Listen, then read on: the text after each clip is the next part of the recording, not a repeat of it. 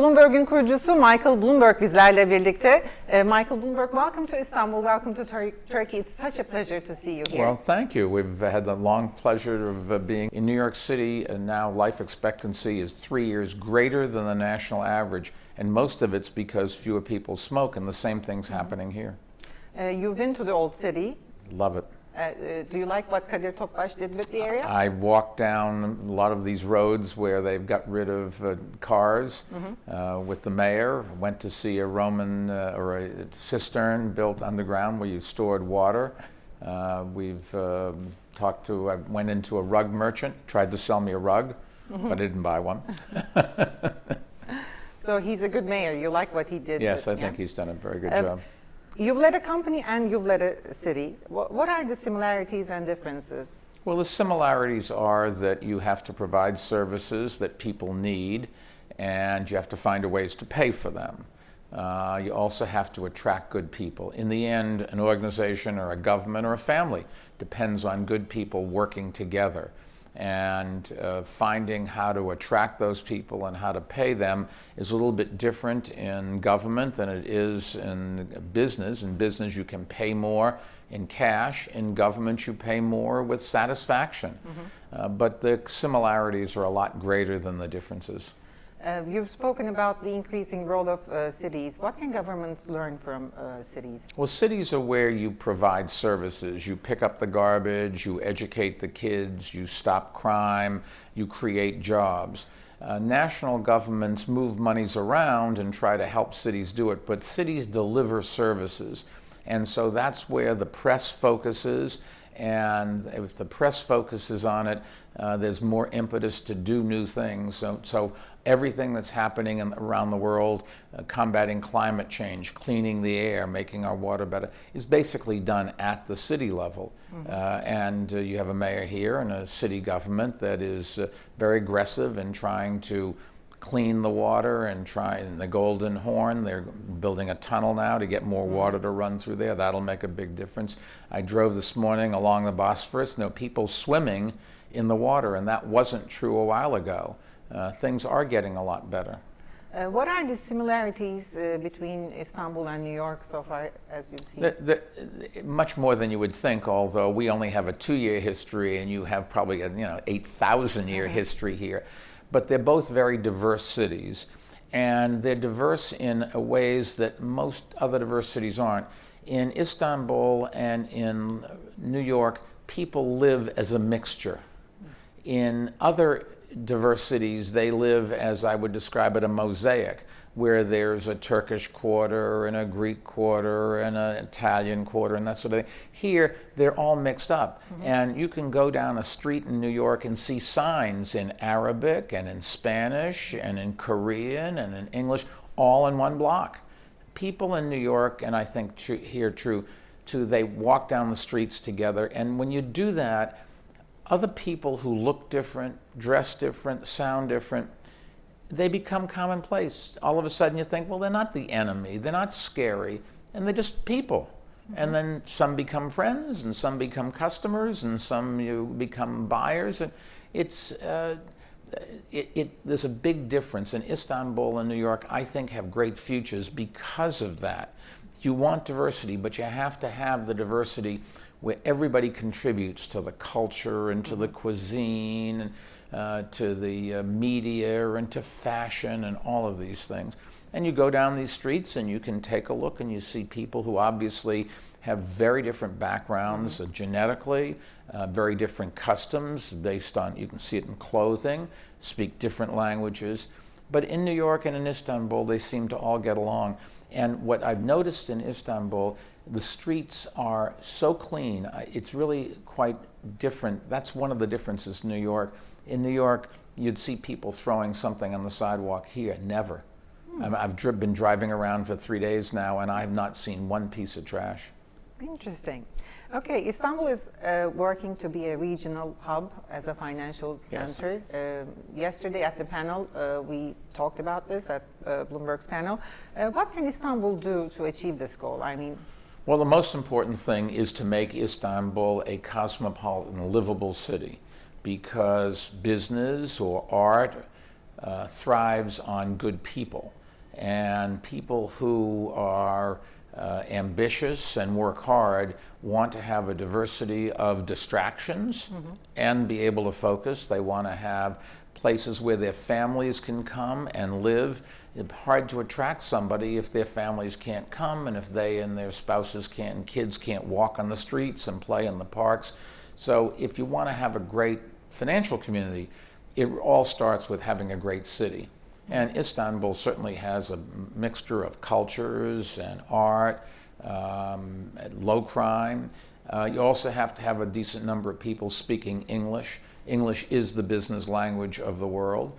You have to have people who travel a lot, who understand the rest of the world, because you as a journalist, it's not enough to report what's happening.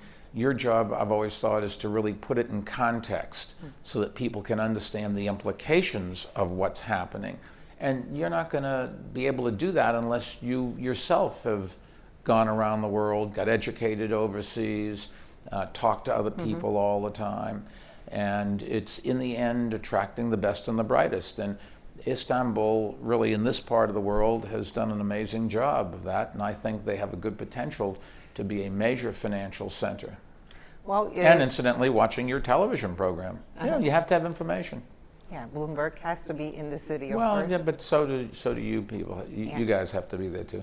Well, you achieved the same goal in New York. Hüsnü Özin yesterday said that after 9/11, it's becoming tougher for New York to be a financial center. That's not true. Is that true? No, I think that there will be financial centers. New York is in the right time zone for North America and South America. It's family friendly, it's English speaking, it's very cosmopolitan, a lot of ways to be entertained and to be challenged. London, the same thing, and I don't think either will be threatened.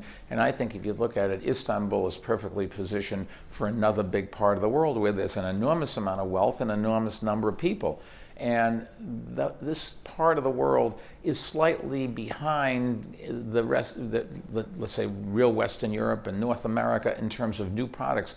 But the rate of change is so great, you're going to catch up and even surpass very quickly. That's what technology lets you do. And it's easy now when you see something work elsewhere to adopt it here, and you don't have to go through a long process. You can almost adopt it overnight. So I would be very optimistic. If I were a bank, I would open a branch here. I think there's a lot of potential. So as wealth moves to Asia, what can cities like Istanbul, New York can do to become more competitive as financial centers? Well, you're not going to compete. Your competition is not London, for example. It's not New York, and it's probably not Shanghai or Singapore or Hong Kong or Tokyo. Your competition is other cities in this part of the world, and you've got to make sure that you are the preferred place. Got to be able to walk the streets without looking over your shoulder. Crime, if you have high crime, very hard to attract good people. If you attract good people, the rest will take care of itself. Okay. We cannot say the financial crisis is over. I mean... There's always a financial crisis. Yeah. Markets go up and markets go down, and new products come and new products go.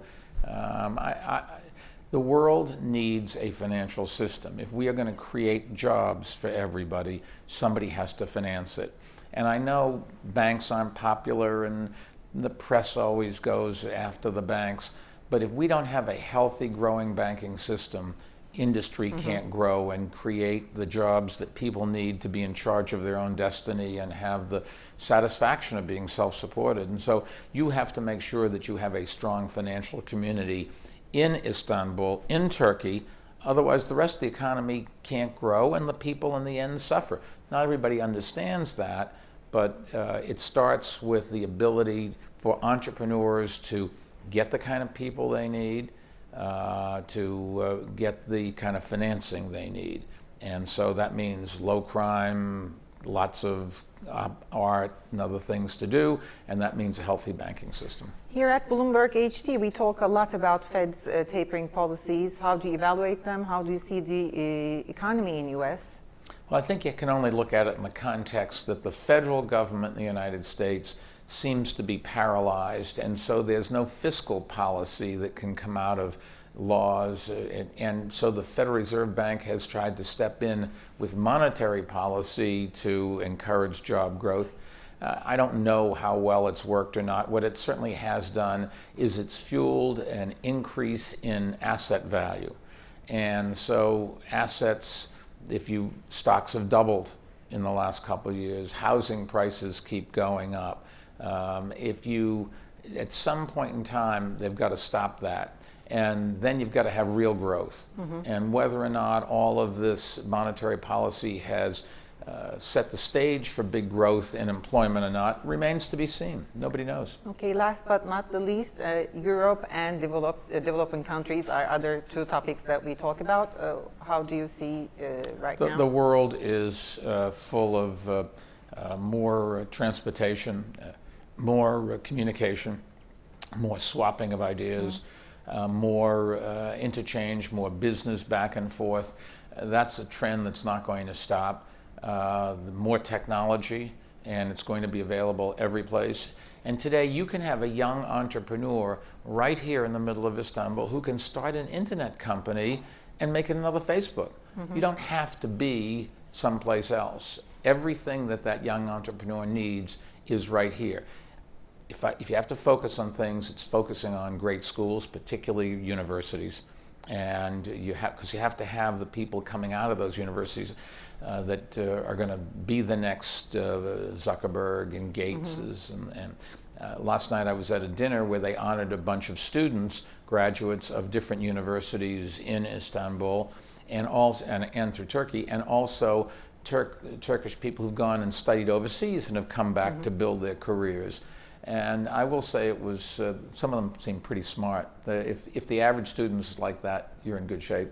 Okay, thank you so much for being with us. Thank you. Happy to be able to do things together. It's a pleasure to have you here in Turkey, in Istanbul. What's your message to our viewers? Watch this television station.